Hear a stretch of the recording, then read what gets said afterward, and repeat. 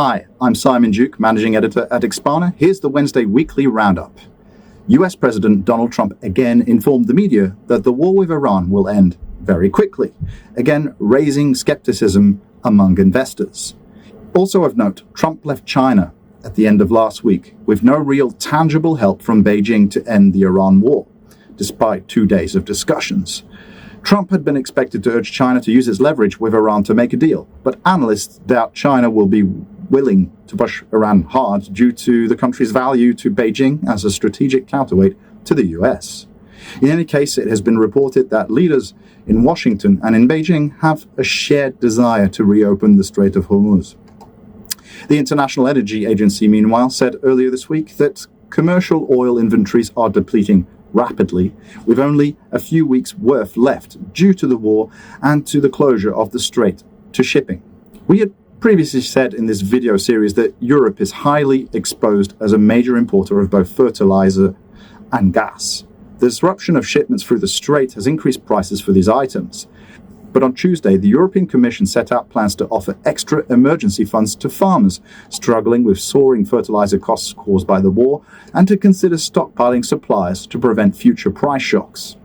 Last week, I had the opportunity to interview a few major players in the feed additive sector and ask them about the Hormuz situation and what to expect next. The company said the small number of commercial vessels which safely navigated through the strait in recent days is seen as a good sign, but they express cautious optimism. Any relief will come gradually rather than immediately, with logistics networks requiring considerable time to normalize and backlogs to clear.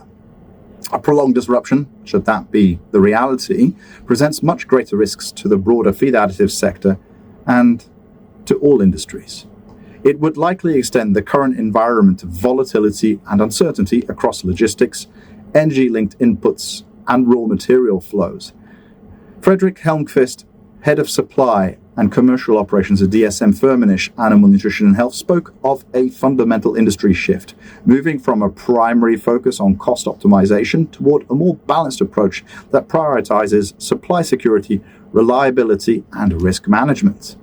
It is also likely that the industry would see continued escalation of costs driven by global energy and freight price increases, potentially affecting suppliers, operations, and ultimately customers, while demand could rise as companies seek to secure safety stocks and shift toward more regional or local alternatives to mitigate risks associated with extended transit times.